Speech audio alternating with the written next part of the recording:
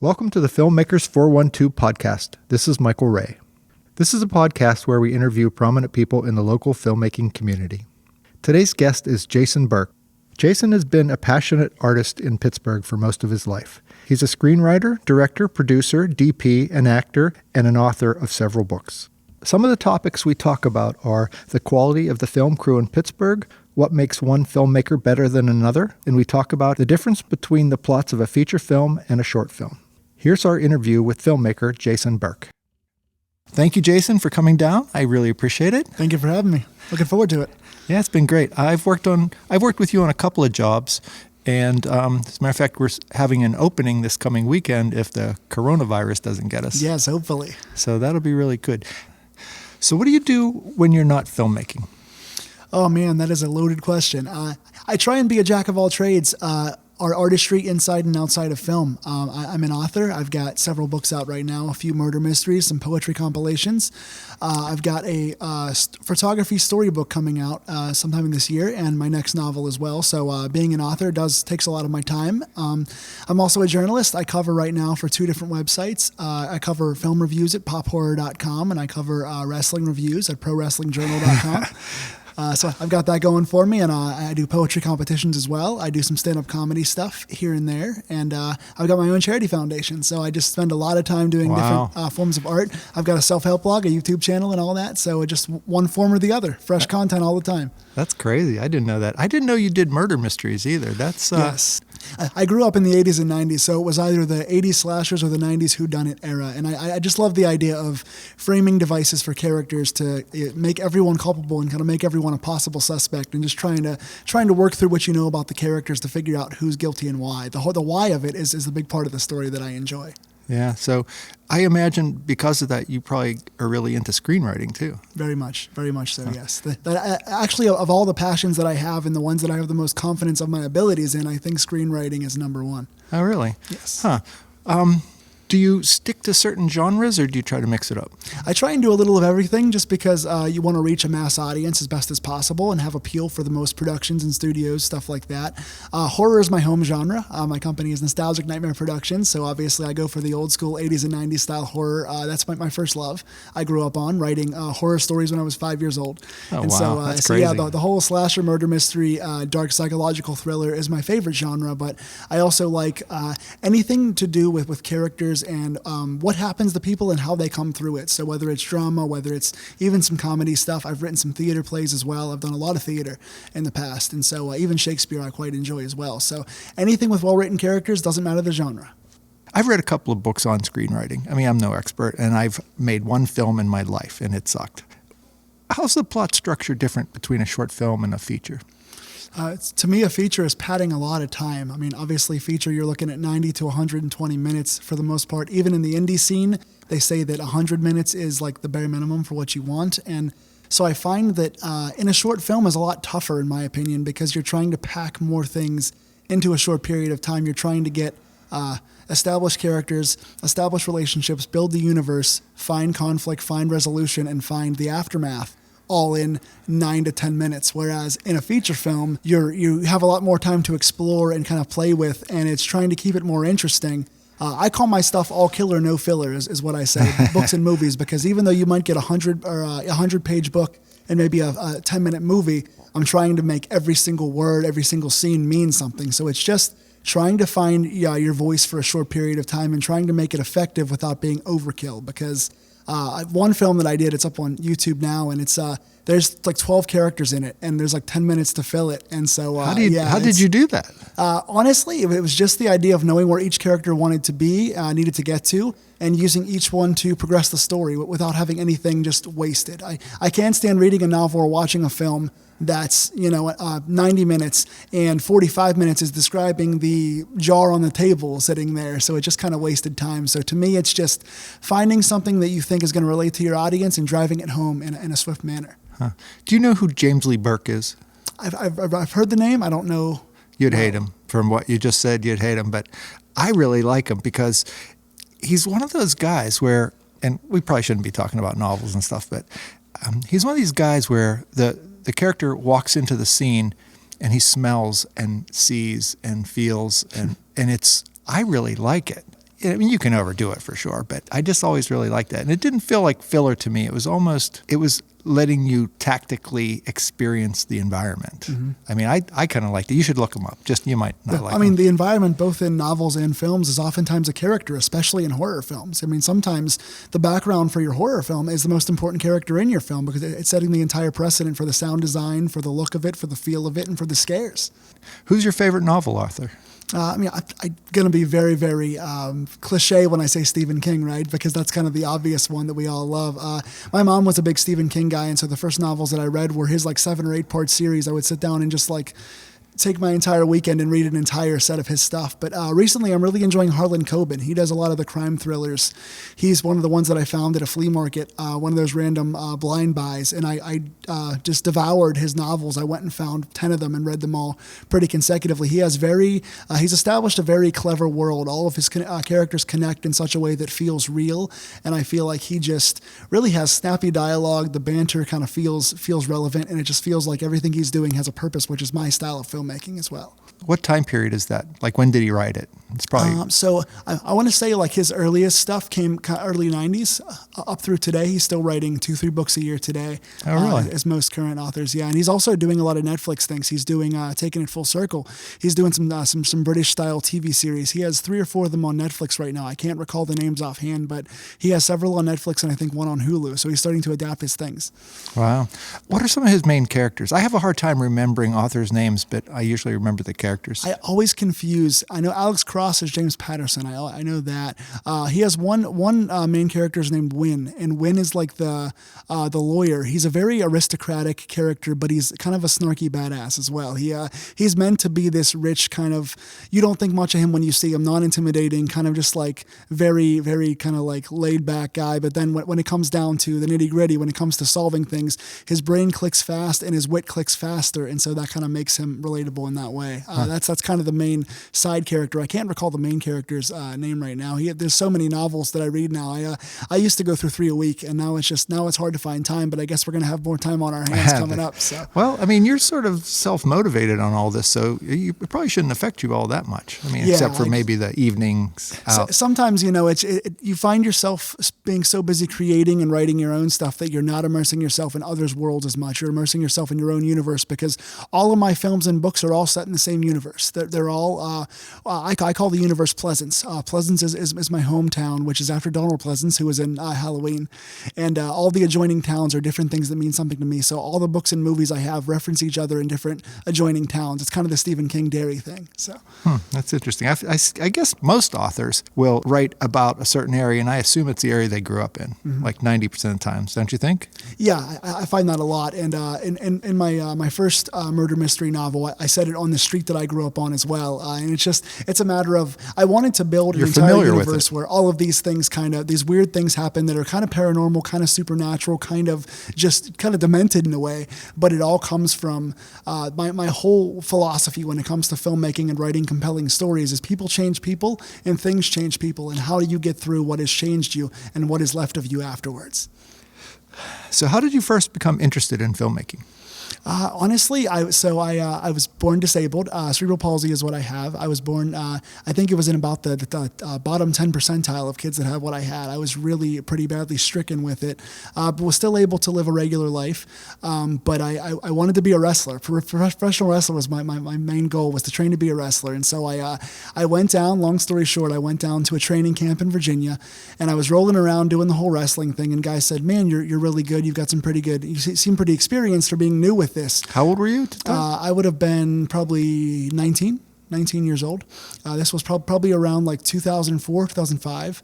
And then I went in and they realized that I couldn't be cleared because I had pins in my hips from surgeries. I've had a lot of realignment surgeries in my legs and my back, and they realized that me taking these bumps on the hard mat could dislodge and cause me to bleed internally. So I did what any stubborn, hardworking person would do. I forged the doctor's signature, and the statute's up now, we're okay. But I forged the doctor's signature, and I told them that it was okay with them, and they, of course, found out that it wasn't okay. So I said, I got to find something else to do because sports was always a big goal of mine, and I was always decent at sports, but but my body didn't lend itself to playing sports for a long period of time as I got older. So I went to Best Buy on a whim, and I bought a video camera, and I started messing around with it. I've always loved films. I grew up watching films from 3-4 years old, especially horror. Again, growing up with family that loved horror, just kind of seeing how it was made and thinking it was funny and realizing it was all effects and stuff like that at a young age. And then I found myself, I said, I'm going to go back to school. I had taken a year and a half off between high school and college. I decided to go to CCAC and just do theater program to learn some film stuff on a whim because I had to abruptly change careers. And I found myself just loving it and loving the filming aspect and recording everything around my house. And here we are. Wow. So if you could make it big, would you go to Hollywood? I think we have some work to do here first. I definitely had designs on wanting to be a kind and positive filmmaker in Hollywood because you always hear the stories about, oh, Hollywood's so cutthroat and it's so the 1% makes it and all this stuff. And I don't like the whole why me kind of mentality. I like the why not me. If there's going to be 1%, I want to be that 1%. So I definitely had goals of wanting to be a kind and positive filmmaker that does it by the book. But I also know that I love the Pittsburgh scene here. I think it's grown exponentially.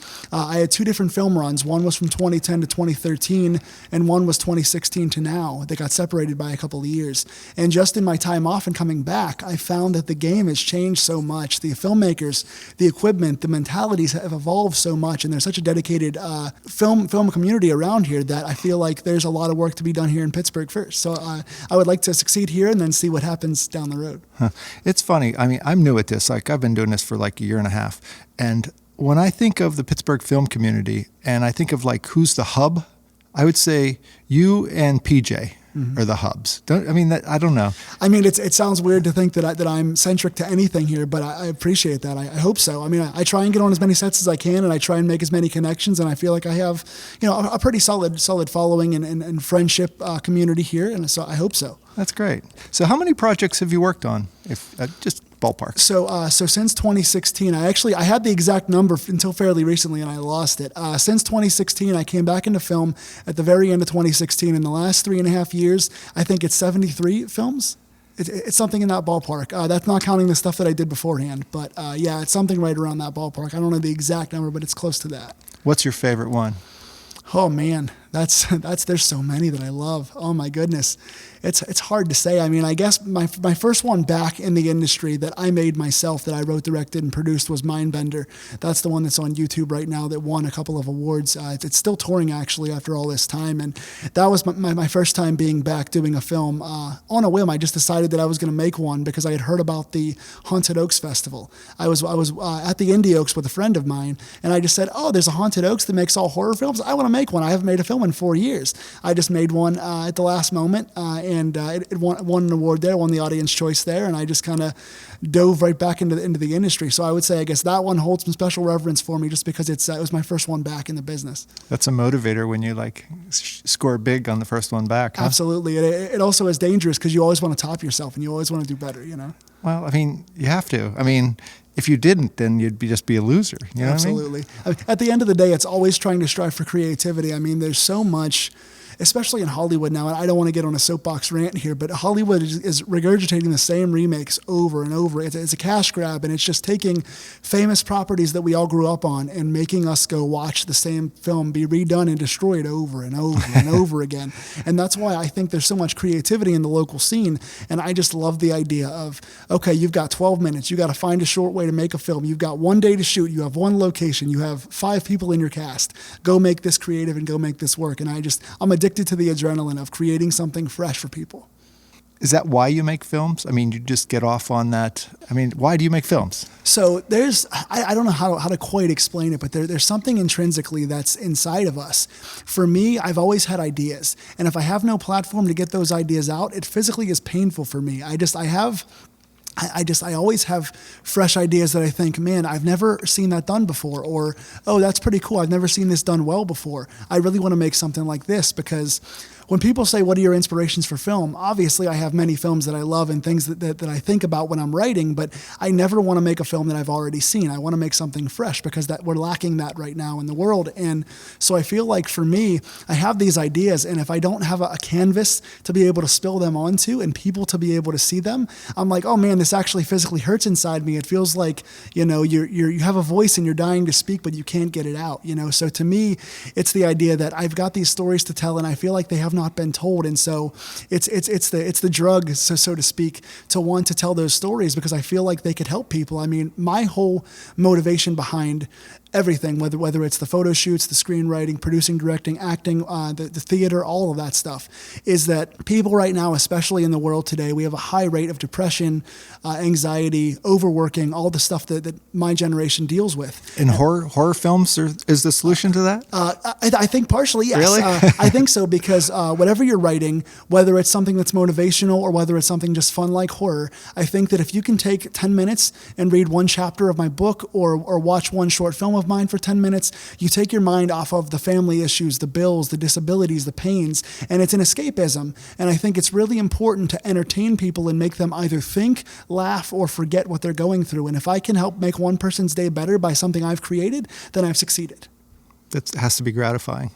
Yeah, I try. I mean, you never know if you're reaching somebody or not. You know, you hear positive things and you never know whether they're just being nice or whether it actually affected them. So I just like to think that my time is spent trying to make others happy. That's not a bad way to live. Thank you. What's your favorite role in filmmaking? Role in terms of what I do Of like behind your the scenes? function? Yeah, your function. I know you like to screenwrite. Is that your favorite thing? I kind of love all of the different beasts. They're all very different. I've been doing a lot of AD work recently. Organization is a strong suit of mine.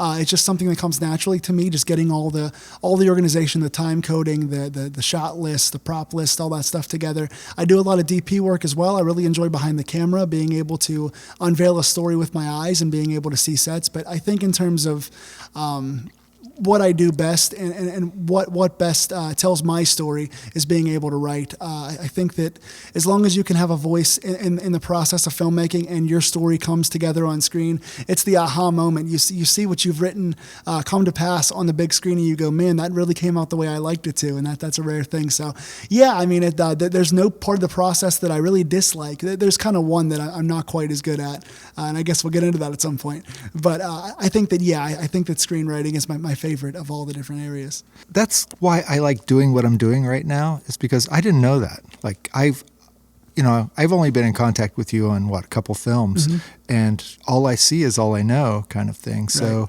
I had no idea you like to be behind the camera.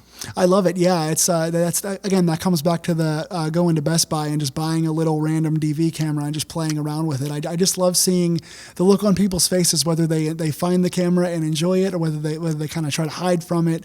It just brings out another side of you. Being able to see things through a lens changes your entire perspective on things because we're always looking with regular eyes. And now as a filmmaker, I find that through the different processes of the jobs that I've done, I watch film differently now. I analyze film differently. I'm looking for things that I wasn't looking for before. Does it ruin it for you just a little bit? Slightly, like that? yes. Yeah, I know what you mean.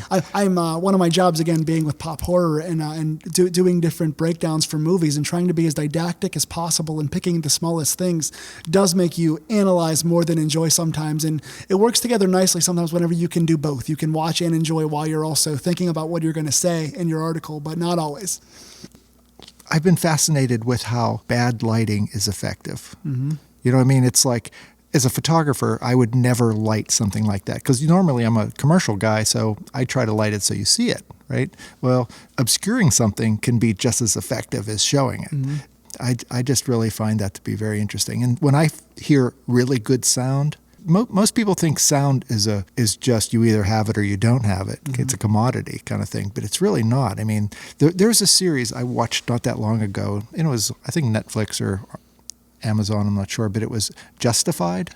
Okay, I've heard of it. Yeah, I mean, it was pretty good. I like it. It's kind of what I like, but the sound was amazing. I mean, there was something about it, and I don't know if it was the main character's voice with the EQing, and there's just like when he was doing close-ups, it just like affected you. I mean, it was like bizarre. Mm-hmm. Like no one else in the world would hear this except sound guys. But to me, that was fascinating. Like how I just appreciated that.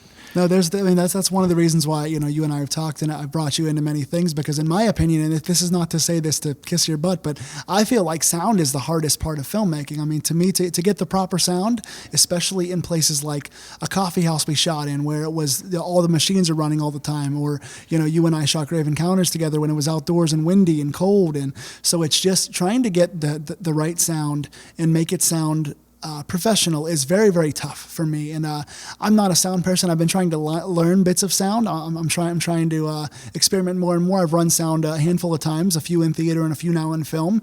And I'm rudimentary at it, but I think that you're quite good at it, and I appreciate your work in the field. But I think it's so hard, and I feel like as a journalist, I'm noticing more and more how important sound design is. I just saw a film, The Invisible Man. I'm sure a lot of you guys listening to this have seen it. The sound design is phenomenal. It's another character in the film. Every creak and turn of the corner gives you another atmosphere, another scare.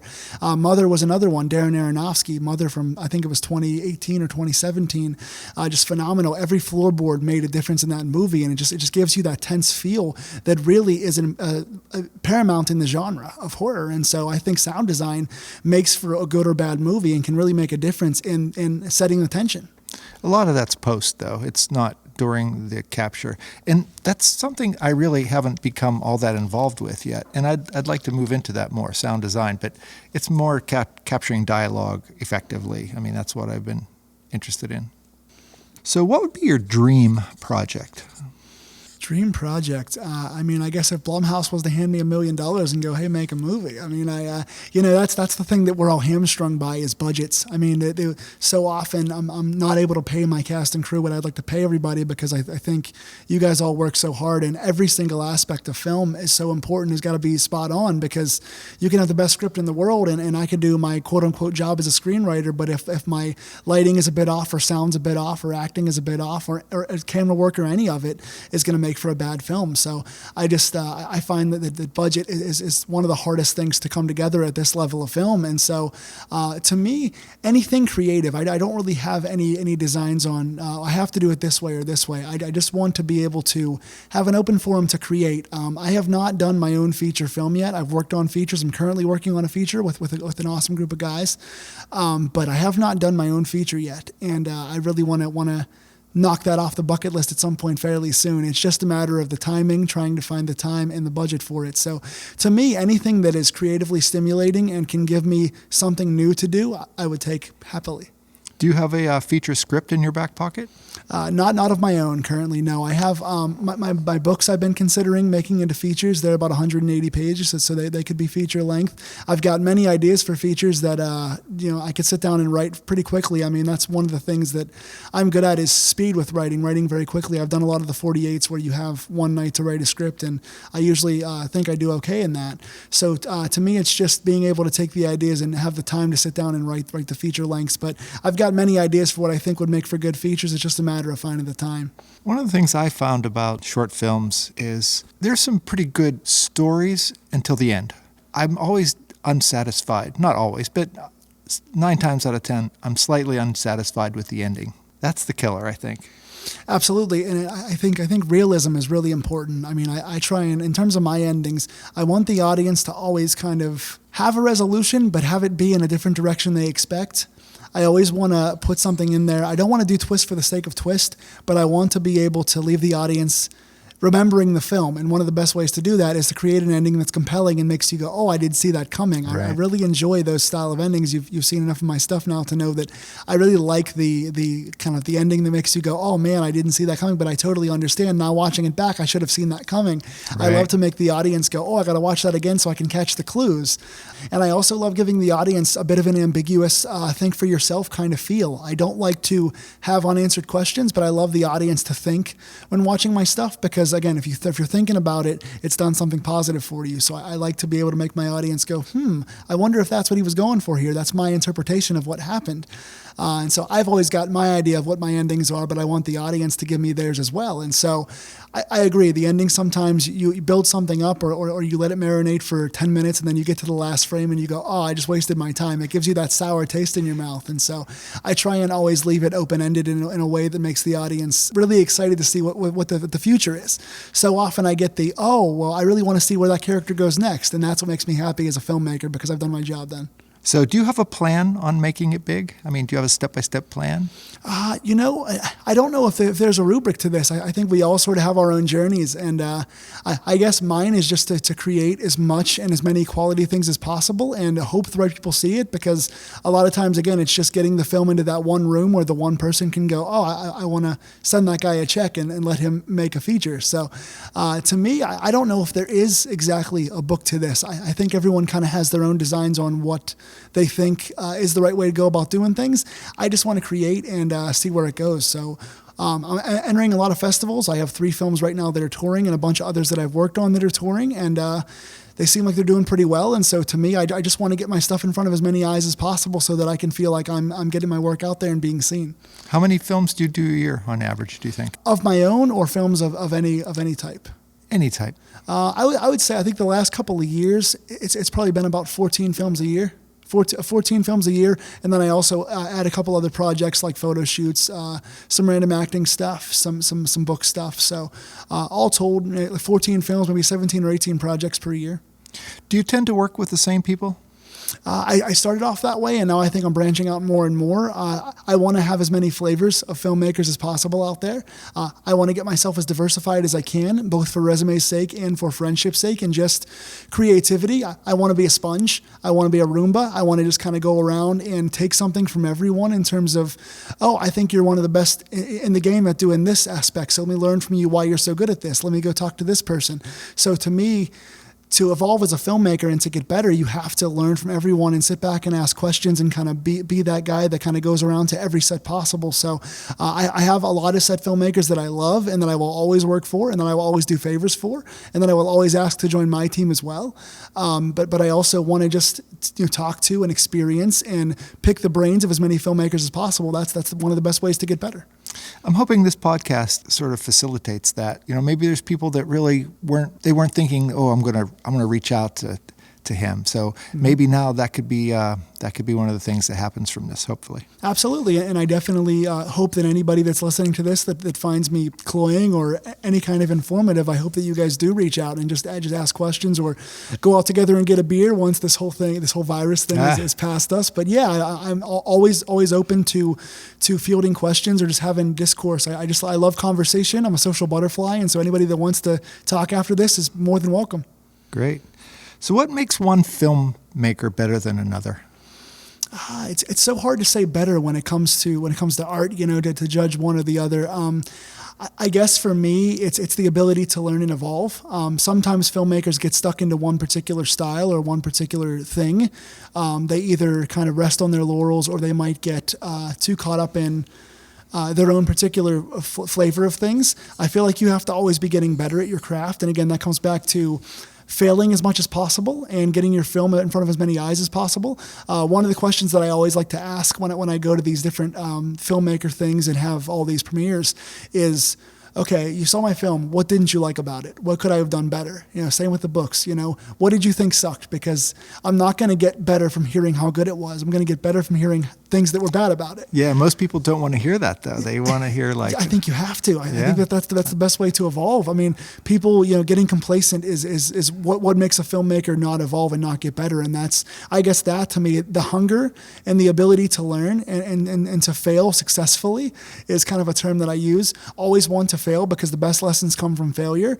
If you're always being told how great you are, you're never going to evolve. And so I think that's what partially separates. Fail, maybe just partially fail. Sure. Well, I mean, I guess failure is pejorative too. I guess it's hard to quantify what a failure is because there's always a lesson in failure. So to me, it's super important to fall short of your goal sometimes because that's how you're going to get hungrier for the next time. So I guess that to me is the separation of good to great filmmaker, is trying to get better with each thing and trying to get more diverse.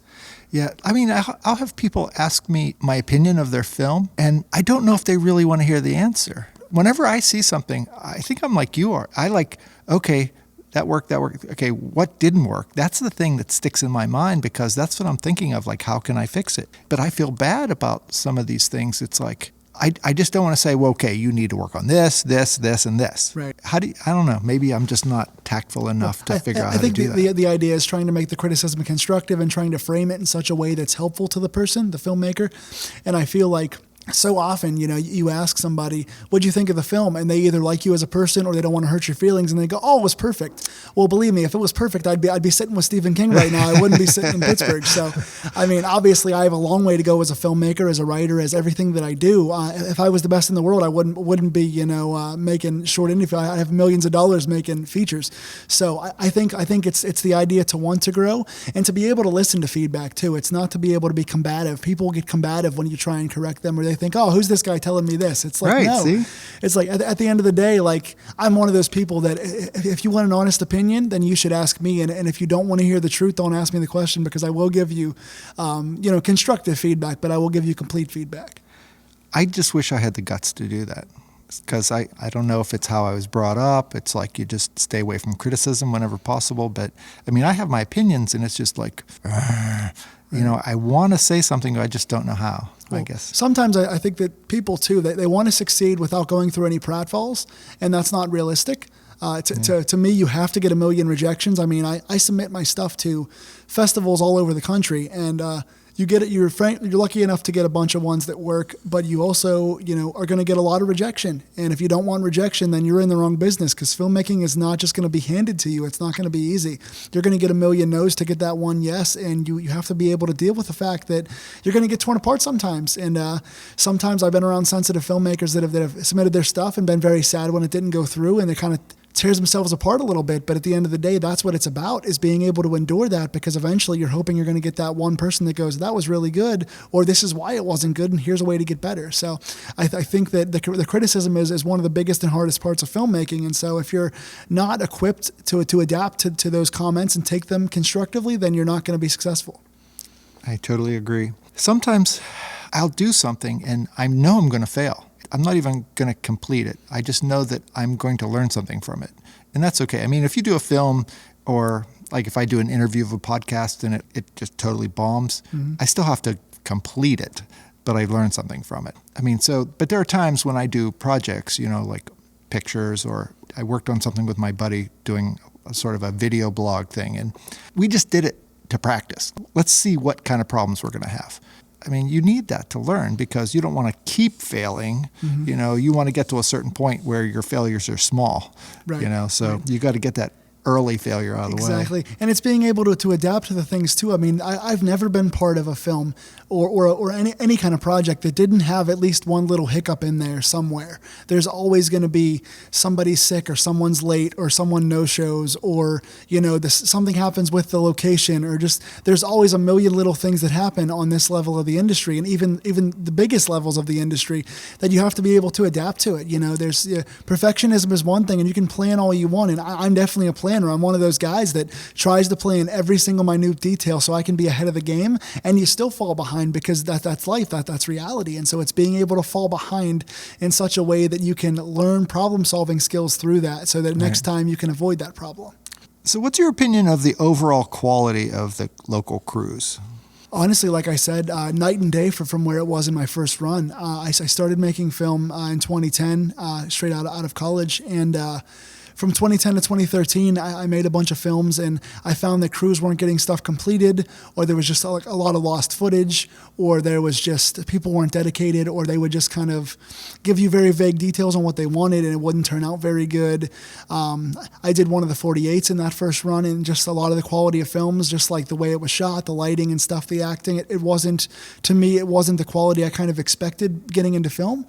And then when I came back in 2016, everything was different. I mean, the equipment was better, and the people were more dedicated, and there were more crews and more budgets and better locations and better acting, and just everything had stepped up and evolved with time. And I think that we're getting a lot of young geniuses, and that is being extrapolated and taken to other places, which I'm seeing a lot of friends of mine went to New York and are doing well in the theater scene. A lot of friends have gone off to LA now and are doing a lot of stuff in LA, and I wish them all the best of luck, but I'm so glad that things have evolved so much, I feel like, in a short time, and they're going to get better and better because, again, equipment and experience are just getting bigger and bigger as we go. So I'm really proud of what I'm seeing in this area. I think Pittsburgh has turned into a hub for indie film. I mean, it used to be LA and New York was kind of the big games in town for the indie films, and now Toronto and Pittsburgh have kind of become, along with the film tax credit, become one of the bigger areas for this stuff. So I'm very proud. I haven't received any tax credit money. Me either, and I hope that's coming at some point in the near future. But the tax credit's affecting more of the Netflix kind of things, and the bigger studios are getting tax breaks. But I find that because more actors and more film crews are getting experience on the bigger things, they're also using those lessons on the smaller films as well. So I think that Pittsburgh has evolved immensely in a short time, and I think it's going to continue.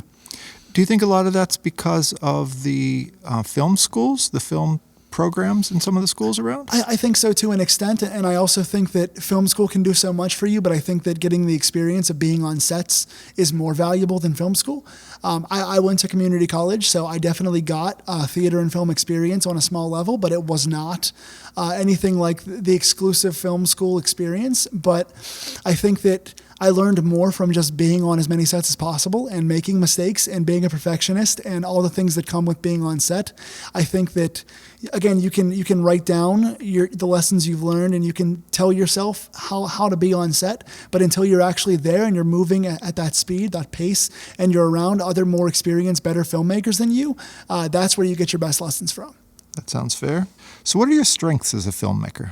I would say attention to detail, I think, is something I'm pretty good at. I think that character building, again, that comes back to a lot of the writing stuff. I think that forming a good story, I think having a good story structure. I think one of my biggest strengths in terms of directing is the cast and crew that I bring on. I think I have a really good idea of my characters. So as I'm writing the story, I'm thinking, oh, this person will be really good for this character, or oh, somebody like this would make a really good actor for this, or oh, I'm going to need really good sound, so this person's first on my list, or whatever like that. So I think it's just going through the process and picking out the people that I think not only are the most passionate and the people that I think I vibe with the best, because set vibe is really important, and just being able to have a good feng shui on set means a lot, chemistry and stuff like that. But even more so, it's just people that understand the vibe you're going for and people that are passionate about your project. When I send my scripts out, it is about finding people that not only could fit the role, but understand the character, want to play a character like that, and are very excited to be on the set. I like stuff like that. So it's surrounding myself with good people. It's creating a good vibe on set. It's being able to have a nice combination of intelligence for the characters, but also levity on set, being able to not take it too seriously, being professional, but also having some humor and making sure you have fun with this, because it's about making a good film, but also enjoying making a good film. So I think that those things, being able to craft a good story and craft a good set, are two of my best strengths. I like that. Are there crew member titles that you think we're a little short on in Pittsburgh? I think sound is one of them. I would always say that, again, that comes back to how hard sound is. I find that you're really good at what you do, and there's a handful of others, but I think that sound is one of the hardest things to find in Pittsburgh. I think that people that specialize in lighting are hard to find, because a lot of times DPs that bring their cameras on set will also bring lights, or whoever else is around that happens to have lights will bring lights, and we don't have a lot of dedicated lighting people that specialize in that. So I think sound and lighting are two of the most important things that we're lacking in terms of numbers.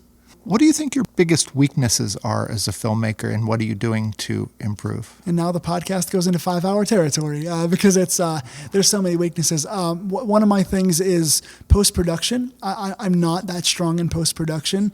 I've got editing experience, but I'm not the smoothest editor in the world.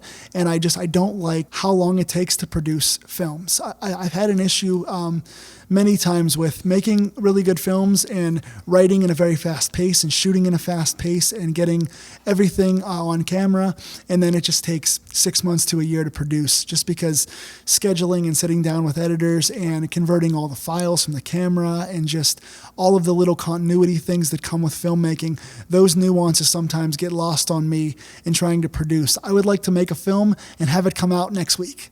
I would love to introduce the world to my stuff as soon as it's shot. But of course, there's that patience period. And I guess patience is not my strong suit, because I want to tell my stories and I want to tell them now. now. And that comes out of a good place. I mean that in a positive way, but I just feel like dealing with the post-production aspects and all the little things and problems that come with post-production is a huge weakness of mine for sure. Perfectionism runs strong with me, and it's a benefit sometimes in pre-production, and perfectionism really hurts you in post-production. So I think that's my biggest thing. Also, my acting is not as strong either. We just acted together, or you acted on crew with me in cast, and I've been acting in a lot of stuff recently, and I really enjoy acting, and that's one thing I didn't cover when you talked about favorite things. I love to act, both theater and film, and I don't think I'm that strong yet. I think that we all hear our voices differently on camera than they actually sound, and so I love what I think I'm performing whenever I'm on camera. Then I watch it back and I go, oh, that was horrid. So my acting has to improve for sure. But I think as far as what I'm doing to get better at those things, to answer the B part of your question, I think is just repetition, just kind of, again, being on as many sets as possible, just kind of getting as much experience as I can, and trying to tell myself that it's okay if your project takes a little longer to be a little better. I'd much rather sacrifice time over quality. I'd much rather have a good quality film that makes it worth the wait than rushing it out. So I think trying to tell myself that it's okay to wait a little bit and make sure that it's fine-tuned. It seems like one of the big problems with being a small indie filmmaker is you end up doing the post-production yourself, even if you're not good at it. Mm-hmm. Like if that's not one of your strengths, you're stuck doing it yourself. Yes. You know, if you make it big, then you just kind of hand it off and direct, basically. Right. That would be so much better. You're not the only person that's said that either. No, absolutely. And I think that too, like I like to give all of my cast and crew creative freedom. So I always say, okay, here's what I want from the character. Here's what I want from the story. Here's the angle that I want you to shoot this at. But also if you have any ideas, whether it's the actors for their characters or the camera people for the angles they have or whatever, I like to give everybody that freedom to kind of try their own thing and kind of add something to the project so they feel like it's their own as well. And sometimes it's just me wanting to be very hands-on, but also give creative freedom. So it's finding that balance between here's exactly what I want, here's my organization preparedness, but also here's letting you do your own thing as well. So it's trying to find that balance can be tough too. That's the great thing about indie filmmaking is the crew does get some input. Whereas if you make it to the biggies, no, it's like you're doing sound, you do sound. Like if you go up to like Steven Spielberg and say, hey, I think that light should, it's like, you might as well just quit right there. Exactly. I mean, that's the thing is that you bring people on, you hire your cast and crew because you know they're going to do a good job. You bring them in because you know they fit your vision. And so you have to let them kind of take chances and do things on their own, because you can always do something and say, oh, okay, I didn't really like that one. Let's try it this way or something like that. It's being able to have a good environment around you and to be able to trust the people you bring onto your crew because they're good at what they do.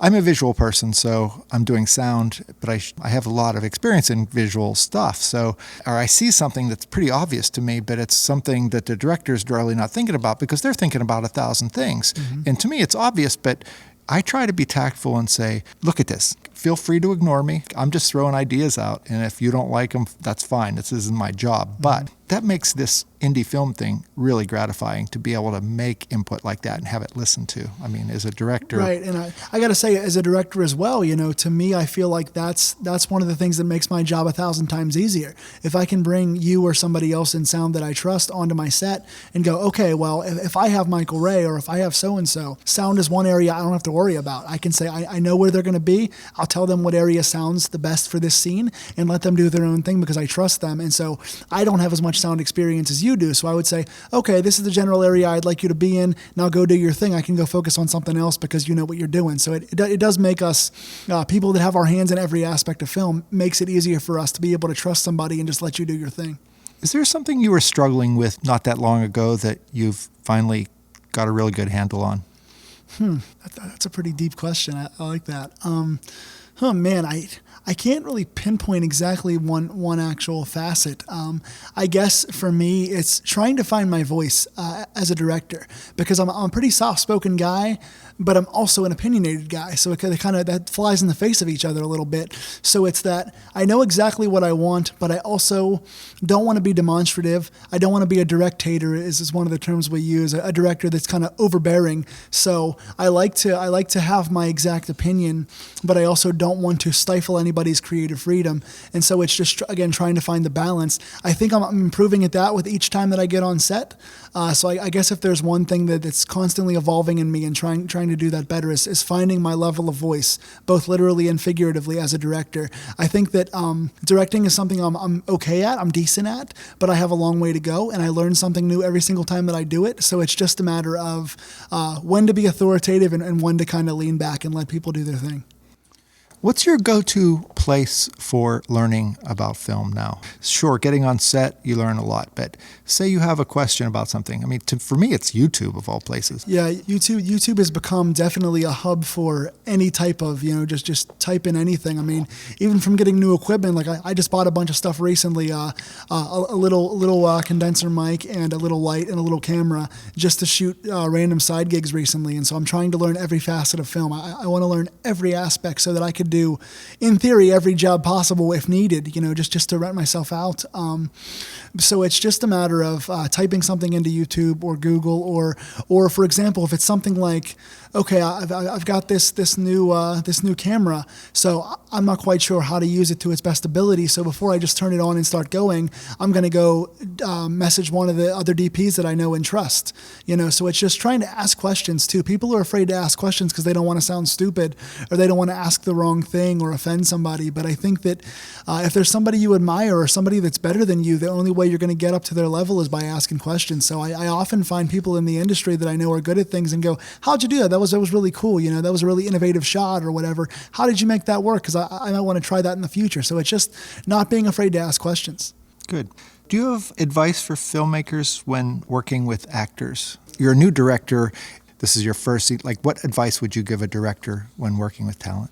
Try and feel things out. Try and get to know what their comfortable space is. Try and get to know when they're going to ask questions. Kind of just try to get a rapport with them. I think that it's always important for cast members and cast and crew to get out together, have conversation, have dinner, talk online, talk in person. Just really get a good rapport with them, because you're going to be spending a lot of time together, and your performances oftentimes hinge on the mood on set and the feeling.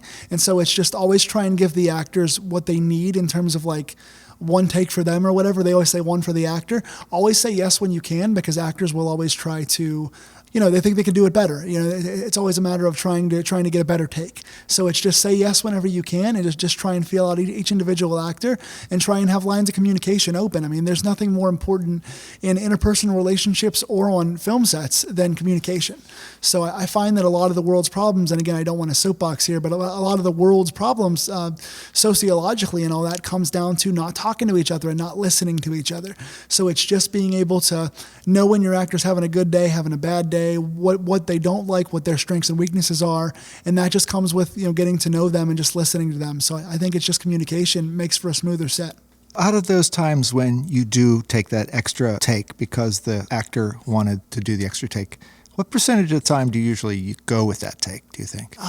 To get an actual number, maybe I'd say a third of the time, 33% maybe. That's worth it. It's worth it. Because a lot of times that actor kind of knows what they did wrong more than you do.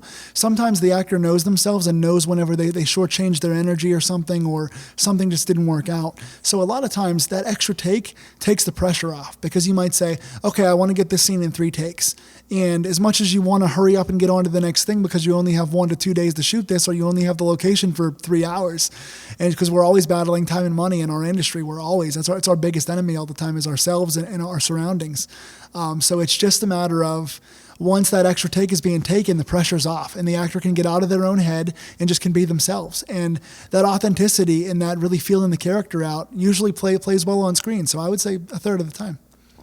Yeah, I think that's one of the biggest mistakes we make as filmmakers is trying to jam too much into a day, and you don't have time to take that extra take that could just make or break the whole scene. Right. I understand it. Everybody's donating their time. Right. They're not going to want to come back tomorrow. I mean, I'd come back tomorrow. I just wish the pace would go a little bit slower. Mm-hmm. Well, and that's the thing too, is that you usually find it's either one or the other. Is that you'll either find that sometimes there are certain filmmakers that kind of take it a little too lax, and they kind of mess around on set a little too much, and they're trying to kind of make it a social party more than a film set, and that kind of bugs me, because a lot of times you are donating your time. And then other times you find that you're moving so fast because you're trying to make up for the other filmmakers. You're trying to overdo it, overcompensate, and then you don't get what you want. So often I find that it's the whole wanting to show the actors that you're using their time well and you're valuing their time, that no filmmaker ever is 100% happy with their film whenever it's done. You might like 90% of it or 95% of it. There's always one line or one take or one shot that you wish you could do over again because you rushed it too fast or you settled for it and you thought it was good at the time. Then you went back and go, oh, I wish we had one more hour to do this because it's so close to what I want, but it's not exactly what I want. And that's an advice I'd give to filmmakers, is try and make sure you get what you want and then try and be satisfied with whatever the result is, because the beauty is in the attempt.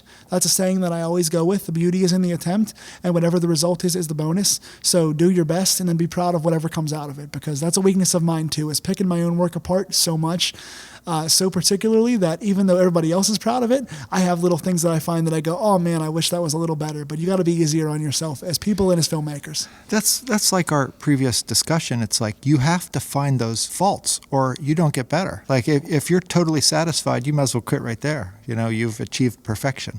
Right. And we never achieve perfection. It's impossible. We're fallible. What are some common mistakes you see new filmmakers make? I think it comes back to audio a lot of times. I find that when I'm watching a new filmmaker, one of the things you'll find is audio is definitely not polished. And I think it just kind of piggybacks on what we just talked about. Rushing too much, settling for takes that aren't as great. I've seen some movies where an actor, you could tell they messed up a line and they kept it in, or the sunlight or whatever didn't match and they just didn't go back and reshoot it. Sometimes I find that filmmakers are reliant to cast their friends. And I love loyalty, and I think it's great that you want to be surrounded by people you like, and you want to all do this together for fun, but you also want the best quality of film possible. And sometimes filmmakers only go with who they know, so they're stuck with the 4 or 5 people. I can tell you know what I'm talking about.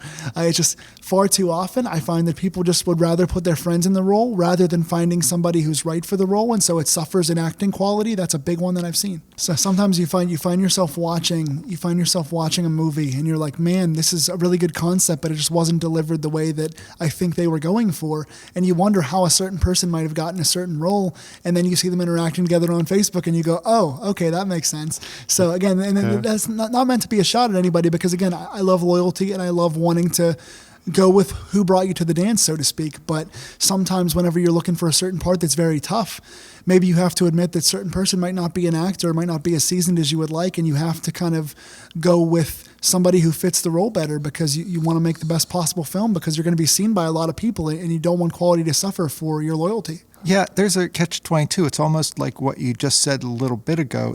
It's sort of the Zen thing where you have to enjoy the journey. So it's okay to have your friends on that journey, but when you get to the looking at the end part and you see that like he still doesn't fit up, or she still isn't doing it, but you had a good time when you're shooting, so you have to weigh that in. Well, that also pigeonholes you as well, because sometimes you look at a final project for a film and you go, oh, okay, this particular company always uses these 4 actors, so they're always writing for these 4 actors.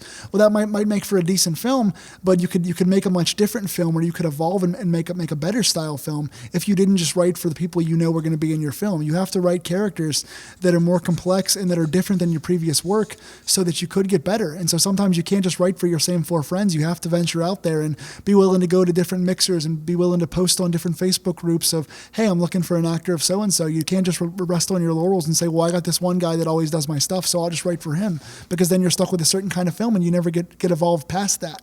What's the thing you like best about filmmaking? Camaraderie.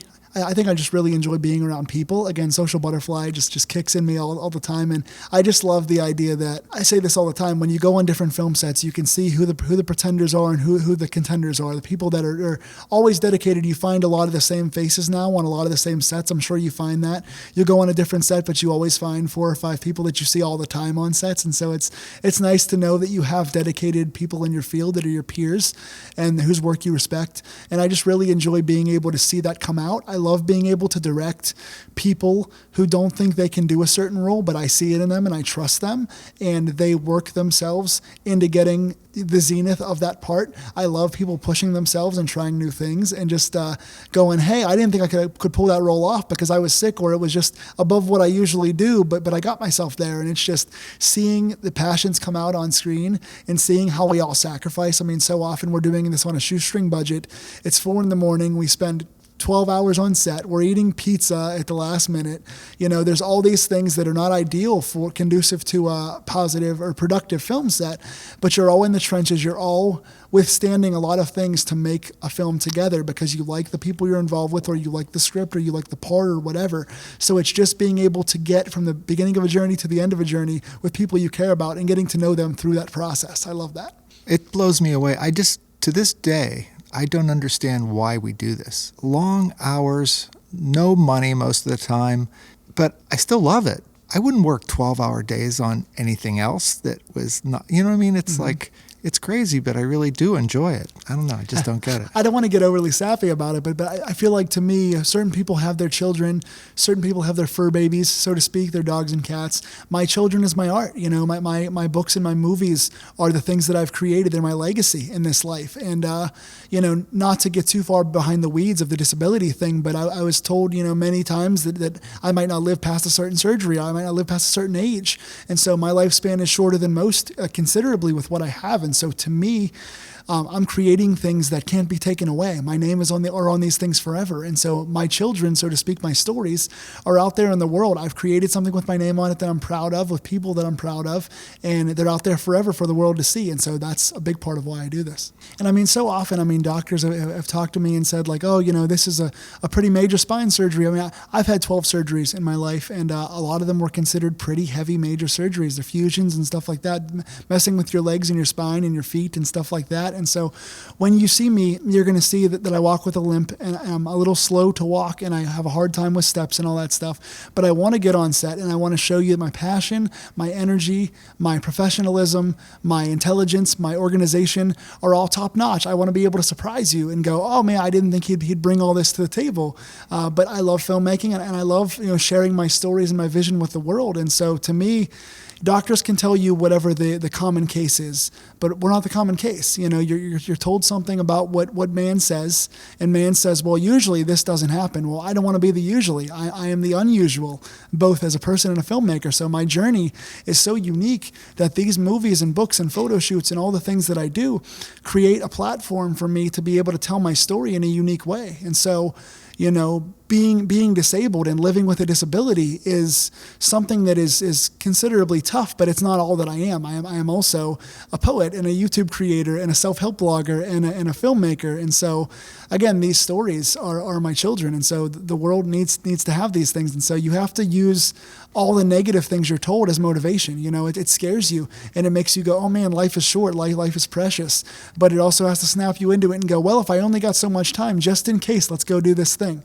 Well, I can attest you're a definite plus on every movie set I've ever been on. Thank you. That means a lot. There's a lot of them you haven't been in charge either. You've just been there to sort of advise, and it was a real plus. I'm glad to see you whenever I show up. That means a lot, man. I appreciate that. It's any way that I can make somebody's day a little bit easier. That's what I do this for. So what's something recent that you've learned? Recent that I've learned about filmmaking. You think you know about 90% of this, and all of a sudden you go, duh, I didn't. That makes a big difference. Right. I guess my most recent avenue of trying to get a new skill has been sound. I ran sound. I filled in twice for sound on projects that thought they had sound and didn't have sound at the last minute. So they said, okay, here's the equipment. Good luck. Go do this. And I'm going, oh man, I'm going to destroy this entire film set. I'm going to kill this movie. And thankfully, you go on the fly, and your eyes are open, and you ask questions, and you just do the best you can. And so I guess it's that.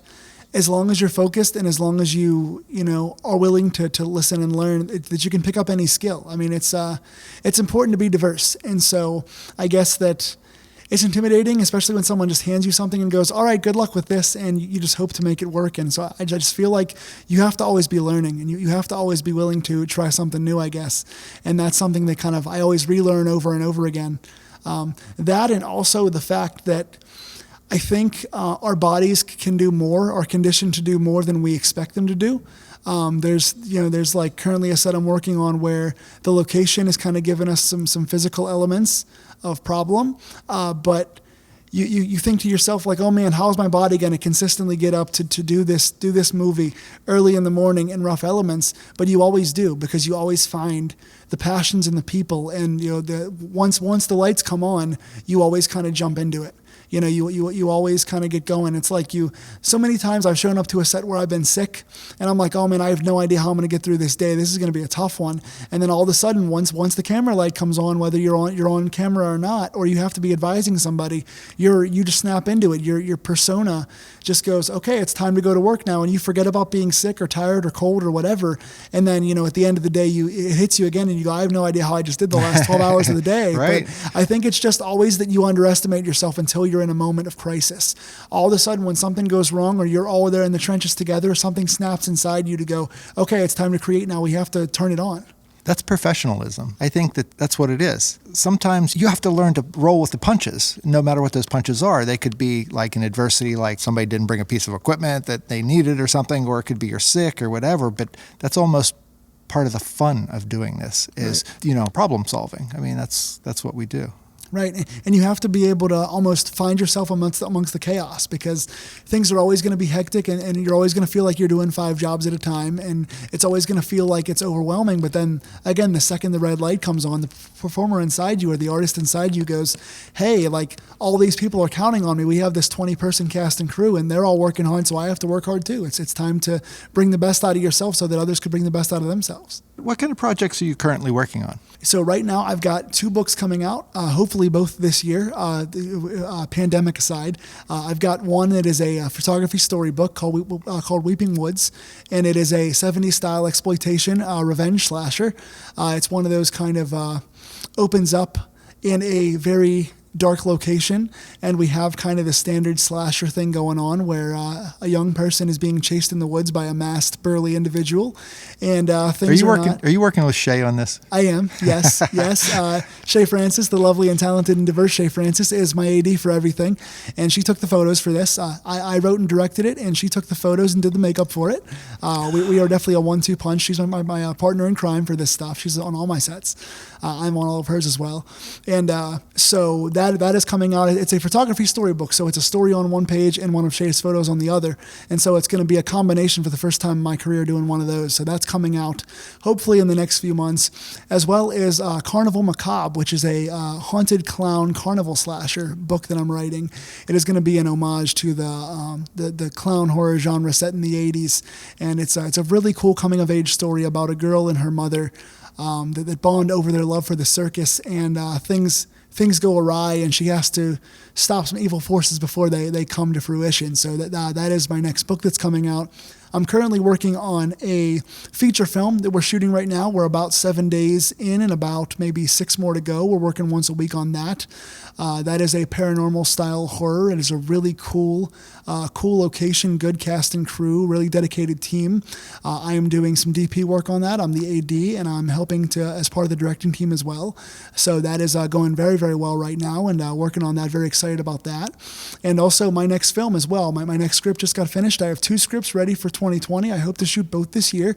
One is called What Scares You, and it is a bunch of kids go into a haunted mansion kind of thing to excavate and see what they can find. They sneak in and kind of do their teenage rabble-rousing thing, and they come face to face with a walking fearmonger that kind of knows what scares them and how they can combat their individual fears. That is one of the films that I'm shooting this year. And the other is called A Soul's Window. It is a old kind of paunchy gangster that wakes up after a suicide attempt and comes face to face with all of the people he's done wrong in his life, and he has to face each individual crime and atone for his sins before it is too late to find the value of his life. And so they both have some thriller aspects, some supernatural aspects, but they're both very character-driven, small, dedicated casts, and they're both very dark and fun and have some good life lessons. And they're both going to be about 10 to 12 minutes, and I'm very excited about both of them. I think A Soul's Window is going to shoot probably in May, if the virus will let us, and then the other will shoot probably in September or so. So we have 2 coming up this year. I'm very excited about both of those. So those are my next 2 films. Do you keep a target time frame? So I think that a lot of times, so my target time frame is always lower than it winds up being because I'm a dialogue heavy guy. I'm sure you've noticed. I tend to write a lot of dialogue. I love to be able to have characters banter back and forth and create the universe they're in together and establish their camaraderie together because my stuff's always character based.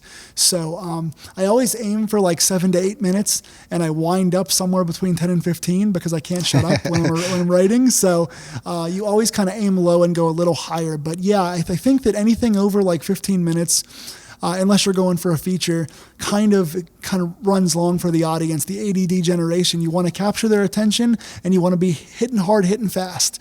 So I always aim for 7 and I get 15, but somewhere in that range. Is there anything else you want to talk about?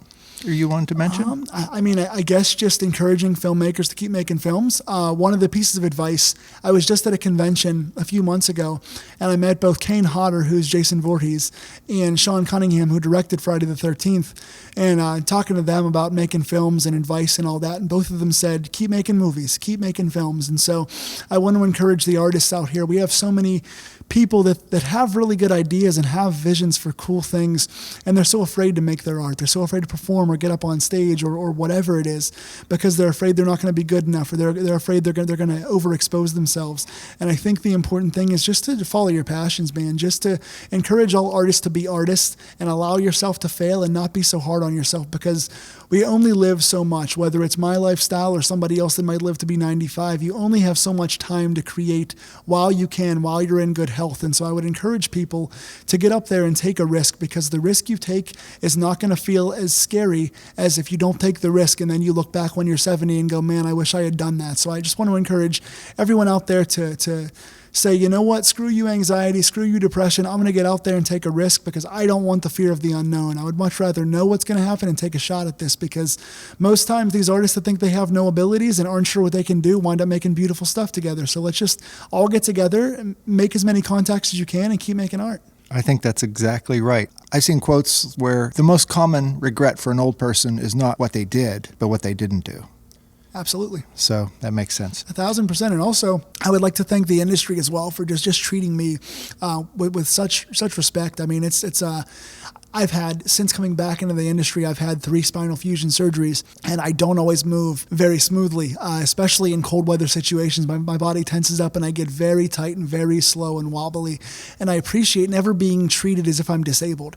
People bend over backwards in the local industry here to be kind to me, to not treat me as if I have leprosy, to help me out whenever I need a chair to sit down, or, they still want to come to me and hire me for different things and see my talents and my passion over my shortcomings. And I appreciate the inclusiveness of the industry, and I appreciate always being looked at as somebody that has some kind of skill set. So I just hope that that shines through on the sets that I'm on, and I just hope that I've touched you in some positive way. To everyone out there that I've worked with, thank you for the opportunity.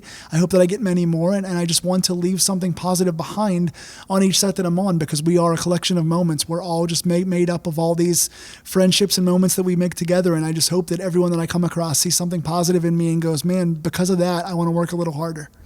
Well said. Well said. Thank you.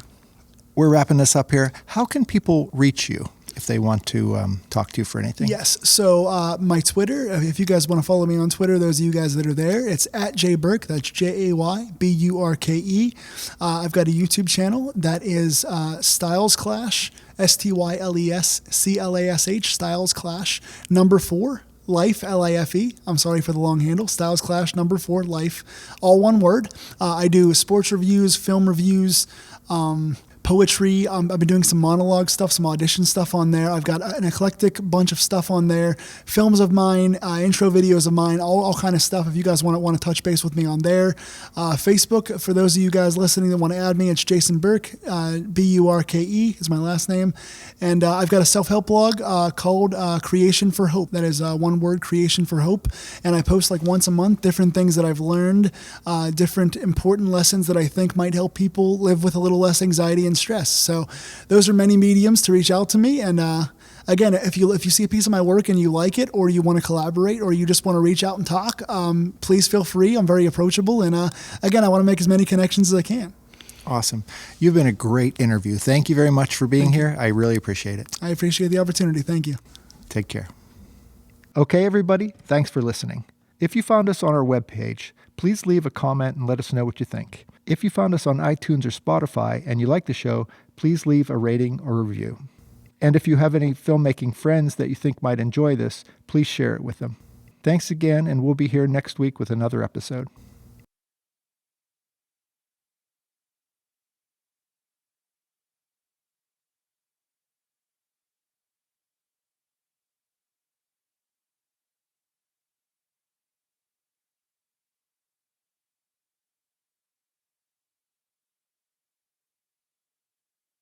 Welcome to the Filmmakers 412 podcast. This is Michael Ray.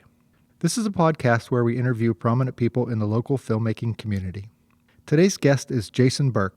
Jason has been a passionate artist in Pittsburgh for most of his life. He's a screenwriter, director, producer, DP, an actor, and an author of several books. Some of the topics we talk about are the quality of the film crew in Pittsburgh, what makes one filmmaker better than another, and we talk about the difference between the plots of a feature film and a short film. Here's our interview with filmmaker Jason Burke.